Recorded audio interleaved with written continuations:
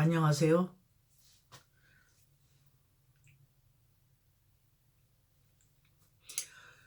오늘은 예배를 했는데 녹화를 하지 못했어요. 그래서 집에 와서 어, 교회에서 말씀을 인도하는 것처럼 그대로 재현이 될는지는 모르지만 너무 아쉬워서 또 말씀 공급하는 것으로 동영상 올린 지가 좀 오래돼서 급한 마음에 여러분들 앞에 또 서게 되었습니다. 백부장이 베드로를 초빙하여 말씀을 듣고자 할 때에 이렇게 말했어요. 우리가 다 말씀을 들으려고 우리가 다 하나님 앞에 모였나이다 그랬어요. 참 백부장은 믿음의 사람이에요. 말도 어쩌면 그렇게 똑 떨어지게 옳은 소리를 했는지 오늘은요 예배가 다 끝나다 보니까 동영상을 켜놓지 않고 예배를 드렸더라고요. 너무 송구하고 죄송해서 이 시간을 통해서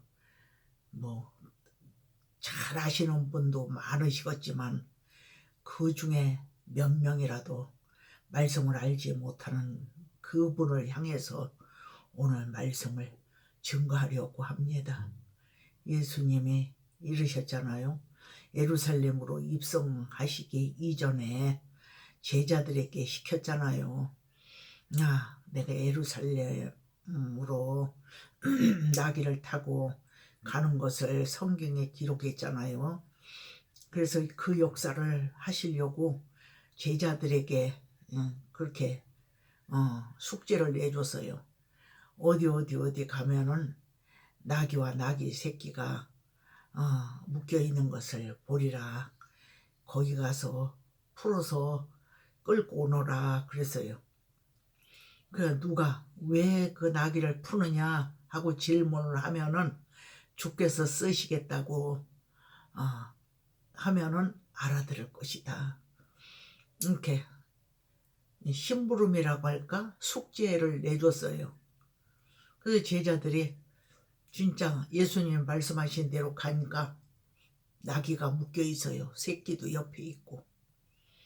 그래서 그걸 흘르니까 그 왜 당신네들 나귀 새끼를 푸느냐고. 그래서 우리 선생님이 쓰시겠다고 하셨다고. 예. 그래서 나귀 푸는 것을 허락하고 아무 소리 안 했다고. 예. 허락해 줬다 이거죠. 그 말씀을 어제 읽다가 가만히 생각해 보니까 생각나는 게 있었어요. 뭐가 생각이 났느냐 하면 제가 처음에 몇 년도인가는 모르겠네요. 84년도쯤 됐나? 84년도나 5년도 그때쯤 된 것 같아요. 그때 제가 기도를 하는데 제가 침수론을 1년인가 2년 동안 무료로 침수론을 통해서 전도하는 기간이 있었어요. 근데 거기서 또 봉사하다 보고 전도하면서 헌신하다 보니까 또 믿는 분을 만나게 됐어요. 백길이 전도사라고 하는 여자 전도사님이 계셨는데 그 양반이 비만 침을 맞으러 왔다가 저를 만났어요. 그래가지고 말씀에 코가 껴가지고 우리 교회 다녔어요. 그 전도사님이. 그랬는데 그 전도사님의 형부가 홍행남 집사님이었어요. 지금은 장로님이 되셨는데 홍행남 집사님이 광성교회 성도였어요. 그리고 또 그 사모님은 권사님이셨고 또 그 광성교회 사모님하고 기도하는 멤버셨대요.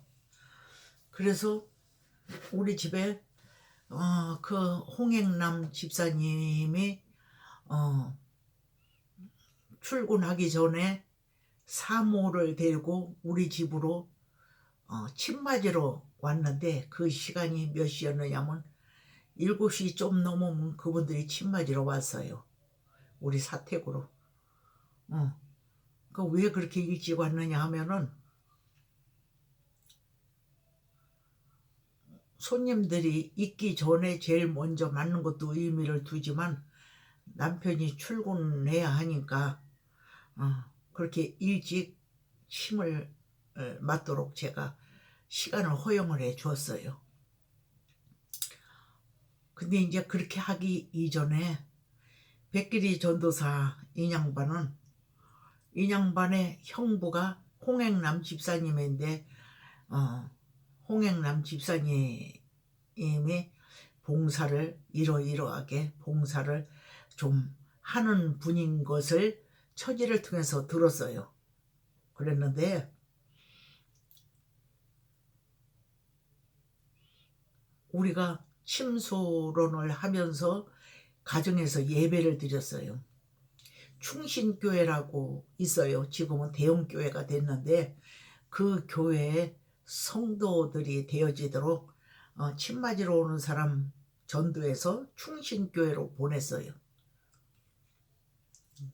그런데 우리 교회를 세워야 되겠다 싶어가지고 주변에 권면도 있었거니와 내 마음에서도 그런 것들이 일어나니까 뭘 생각했느냐 하면 내가 돈은 없고 침술도 무료로 봉사하고 있을 때니까 돈은 모아지지 않고 그래서 빌라를 새로 신축한 건물이 있는데 그 건물이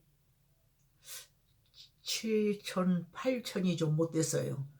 그래서 반지하인데 반지하도 환했어요. 어두운 구석이 한 군데도 없었어요.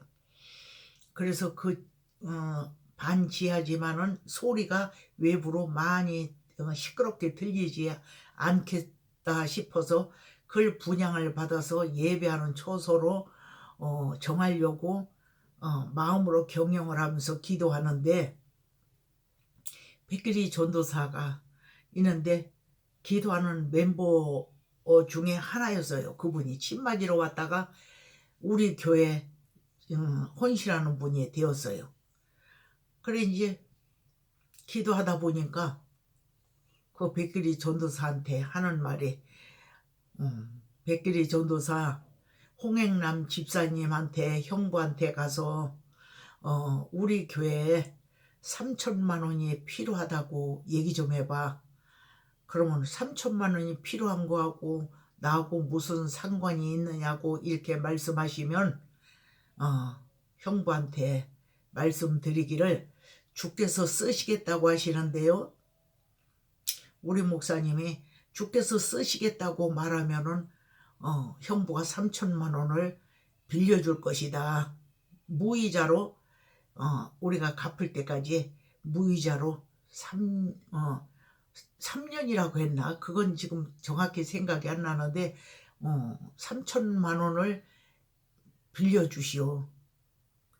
예수님께서 쓰시겠다고 합니다. 형부를 통해서 쓰시겠다고 합니다. 이렇게 증거하라고 그랬어요. 근데 그 전도사가 얼마나 부담이 되었겠어요.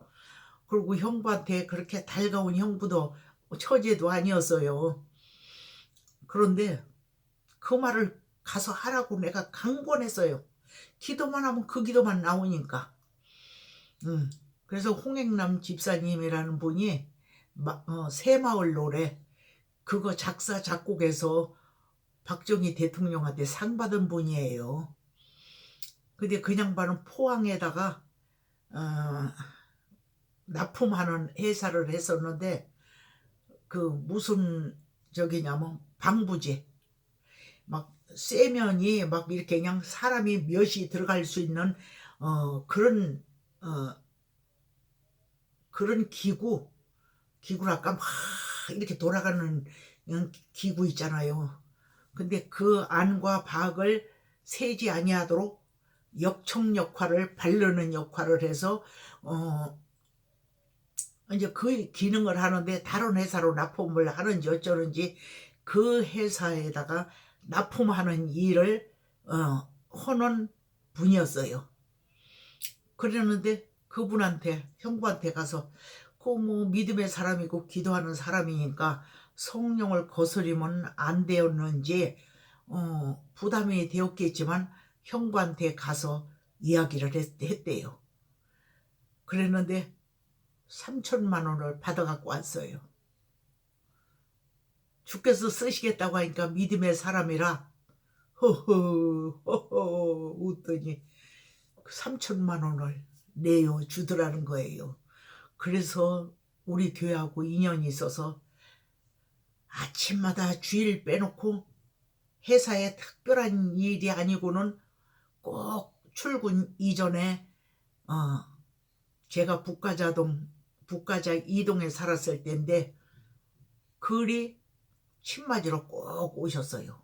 부인하고. 그래서 그 양반이 속이는 소리도 하고 믿음의 그 세계를 서로 교제하면서 소통하는 생활도 좀 몇 달 동안 했어요. 근데 얘기하는 취지는 뭐냐면은 기도하다 보니까 주께서 쓰시겠다. 예수님만 그렇게 하는 거 아니더라고요. 성령의 말하게 하심으로 기도하기를 시작하게 하소서. 저는 기도하면 꼭 그렇게 기도해요. 근데 자꾸 홍행남 집사님한테 가서 3천만 원을 우리 그때는 전도사였지. 유 전도사를 통해서 하나님이 쓰시겠다고 자꾸 말씀을 드리라고 그래서 형부 제가 왔습니다. 이렇게 하라고 시키니까 거절할 수 없으니까 그 전도사가 다른 교회를 다니다가 무슨 교회인가 지금 생각이 잘 안 나는데 도화동 거기 무슨 호텔이 있는데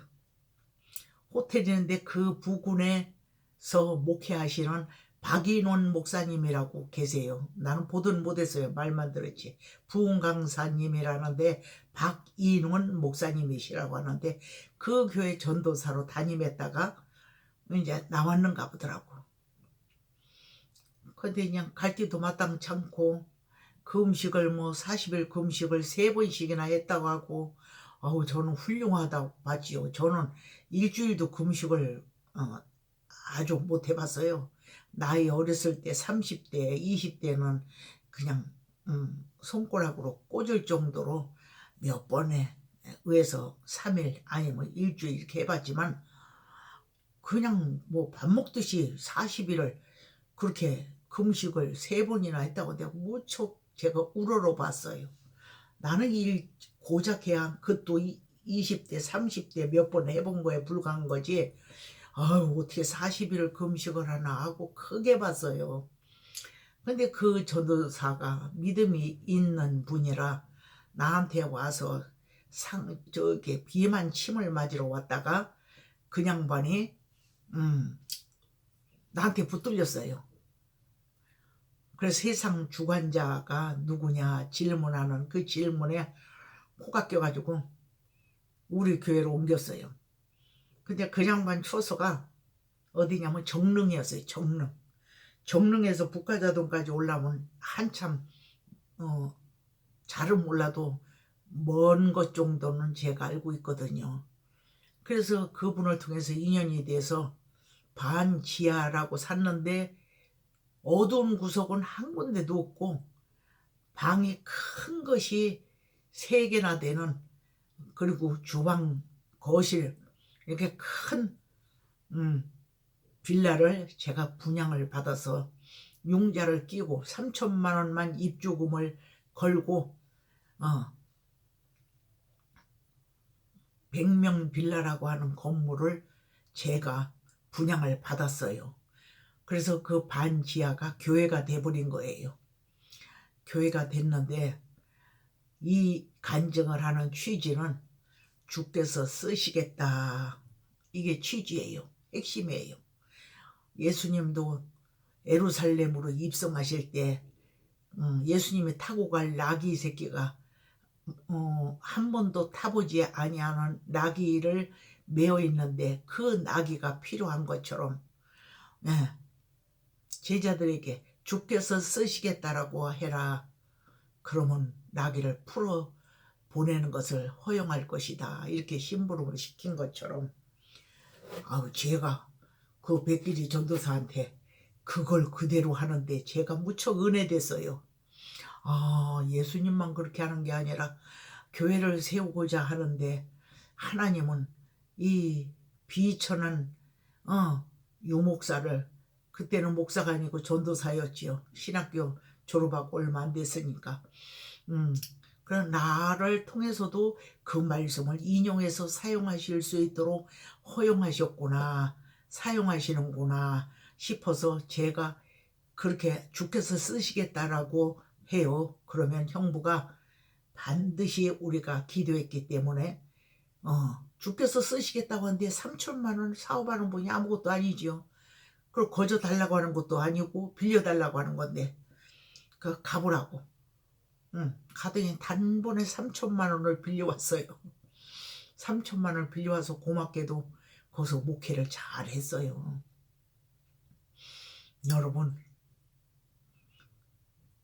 여러분 개개인을 주께서 쓰시고자 구원에 이르게 하기 위해서 온 천하 만국에 예수 이름 외에는 구원받을 이름을 주신 일이 없다라고 사도행전을 통해서 제자들을 통해서 말씀하셨잖아요. 맞아요. 예수 믿는 길이 쉬운가요? 저는 동생한테 전도하면서 그랬어요. 예수 믿는 길이 쉬운 거 아니다. 예수 믿는 거 참 어려워. 어렵지만 예수님을 포기할 수는 없다. 왜? 어렵지만 예수를 안 믿으면 지옥 갈 수밖에 없어. 예수를 믿고 그분 마음에 들을 때 우리 개개인은 천국 갈 수 있다. 지옥에 가지 않고 천국을 갈 수 있다.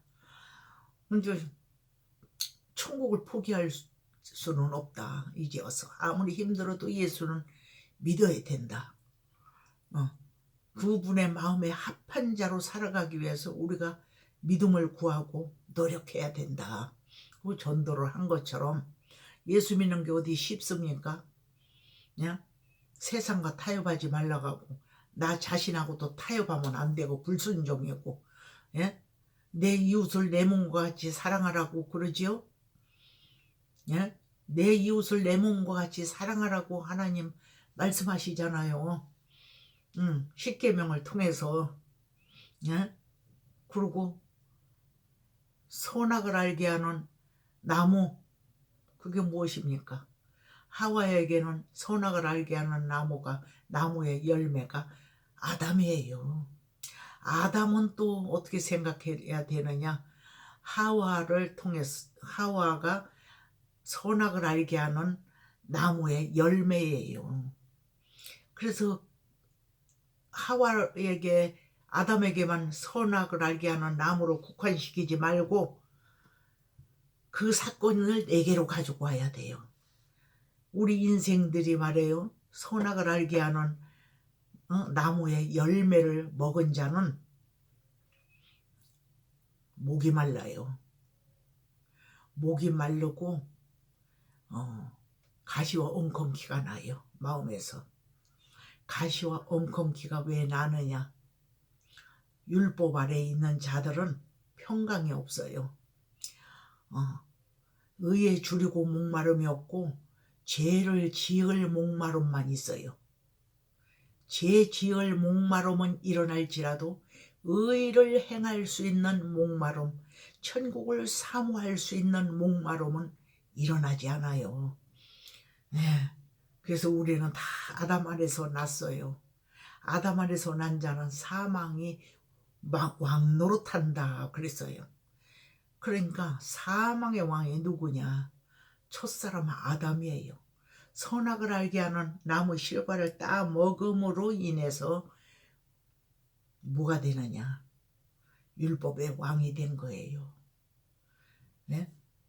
마귀의 왕이 된 거예요. 세상 주관자가 된 거예요. 또 바꿔 말하면 세상 신이 된 겁니다. 하나님을 거스리는 신이 된 것입니다. 왜? 그는 선악을 알게 하는 나무의 열매를 먹었기 때문에 그의 열매는 하나님을 거스리는 거예요. 네? 이 사울도 보세요. 사울도 선악을 알게 하는 나무 그 열매만 먹고 살으니까 거스리는 일을 했어요. 하나님 앞에 역행하는 일을 했어요. 어떻게 역행하는 일을 해요? 예? 예수 믿는다고 하면서도 예수님 믿는 사람은 잡아주고 고발하고, 예? 그런 일만 했잖아요. 율법의 의로는 흠이 없는 자라 이렇게 고백했어요, 바울이. 근데 사울의 이름으로 얼마나 믿는 사람 고발하고 잡아다 고발하는 일을 얼마나 바울이 많이 했는지 몰라요. 그래서 선악을 알게 하는 나무 이것만 먹는 자는 아담 안에서 난 자는 죽는다 그랬어요. 첫사람 아담은 죽이는 사람이다. 살려준다고 해도 세상 것으로 살려주지 하늘의 것으로 살려주는 기능을 할 수 없는 것이 아담이고 사망의 왕이라고 하는 것입니다.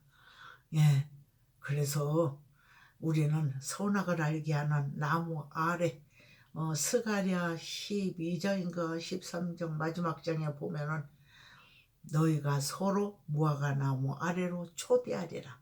포도나무나 무화과 나무 아래로 서로 초대하리라. 이런 말씀이 기록이 되어 있어요. 우리가요 선악을 알게 하는 나무를 먹지만 하나님의 나라와 의가 내 마음 가운데 이루어질 수 있도록 강건함으로 붙들어 달라는 기도를 우리가 올려야 돼요. 그런 기도를 하지 아니하면 가시와 엉겅퀴가 여기서 본능이 일어나요. 그 가시와 엉겅퀴는 신사도 나타나고 공부 많이 한 분도 나타나고 권세 있는 분도 나타나고 예수 안에 사는 자만이 의에 주려고 목마름을 가지고 살아가게 되지, 악에 주려고 목마름을 가진 자는 아담 안에 있는 자예요. 다시 표현하면 율법 아래 사는 기간이에요. 하나님의 청지기인 진노의 사자 영역 아래 갇혀서 살 때에 목마름은 의에 주려고 목마름이 아니라 죄에 주려고 목마름을 가지게 돼 있어요. 가시와 엉겅퀴를 내요. 우리 마음에서는 가시와 엉겅퀴. 그런데 예수님 안에서는 성령의 사람은 의에 주리고 목마름이 생겨요. 누가 죄를 져도 나를 찌르고 나를 고발하고 나에게 형편없이 대접해 주었을지라도 원수 삼지 않고 저기 안타까운 마음 가지게 되고, 네? 그런데 선악을 알게 하는 나무 그 열매를 먹는 자는 목이 말라요. 갈증이 나요. 먹어도 시원함은 없고 갈증이 나요. 예수 안에 있는 자는 마음의 평강의 복이 와요. 감사해요. 그러나 예수를 모르고 우리 하나님의 은혜 가운데 머물러 있는 자를 가르쳐서 말씀하시기를 어떻게 써요? 어떻게 써요? 우리는 정신을 똑바로 챙기고 예수 믿어야 돼요. 내가 지금 이렇게 졸리는 듯한 것도 있네요. 지금 피곤한가 봐요. 선악을 알게 하는 나무는 율법 아래 있는 이 시기예요. 젖먹이 신앙. 기도하면 보이는 것, 세상 것 구하는 것. 다시 표현하면 육에 속한 것. 육신이 이 세상에 가는 동안 필요한 것들을 구하는 시기가 어린아이의 신앙. 또다시 표현하면 젖먹이 신앙. 말하는 것, 생각하는 것, 행하는 것이 어린아이와 같은 때의 신앙. 네. 청지기 아래 갇혀있는 믿음의 사람, 율법의 믿음 아래 사는 사람을 일컬어서요. 근데 예수를 만나면요 의에 줄이고 목말라요. 예수님의 영광을 위하여 내 자신까지 부인하고 말씀 앞에 수종하기 위해서 내 유익을 구하지 아니하고 하나님의 영광을 구하는 그런 사람으로 지어져 가는 것이 아들의 믿음, 장성한 자의 믿음, 그런 자로 지어져 간다는 것이에요. 근데 아들의 믿음으로 지어져 가는 사람의 수가 더해갈수록 교회는 잠잠해지고 고요해져요. 그런데 아들의 믿음으로 성장하는 그런 믿음의 장부가 얼마나 되겠습니까? 교회 안에 따지고 보면 몇 명 안 돼요. 몇 명 안 됩니다. 그리고 에베소 교회에는 그랬잖아요. 내가 네게 속히 임하여 성령 교회되게 하신 말씀을 들을지어다. 내가 생명 귀 있는 자는 들을지어다 말씀하시고 그 다음에 뭐라고 말씀하셨느냐면 생명 하나님의 낙원에 있는 생명나무에 과실을 주어 먹게 하리라 그랬어요. 그래서 생명과를 먹으면 생명과가 뭐냐 하면 진리예요. 진리가 뭐냐 하면 말씀이에요. 그럼 말씀대로 살고자 하는 심령에게는 하나님이 의에 줄이고 목마름을 주세요. 누가 죄졌다고 해도 안타까운 생각이 들지 질책하거나 정죄하는 마음이 생기지를 아니하고 옛날에 내 모습을 저 양반 가지고 있었구나 안타까워하는 마음을 갖게 되지요. 그래서 우리 모두가 생명과를 구해야 돼요. 온 천지는 없어질지라도 내 말은 없어지지 아니한다 그랬어요. 예수님 말씀은 진리는 그걸 손상시키거나 분산시키거나 응하지 아니하도록 희방할 자가 없어요. 악한 자나 선한 자나 증거하시는 이는 성령이시니라 그랬어요. 하나님 말씀은 여전히 핍박하는 자를 통해서 순종하는 자를 통해서도 말씀은 전파되고 있다는 거지요. 여러분, 하나님은 여러분을 쓰시고자 부르고 계세요.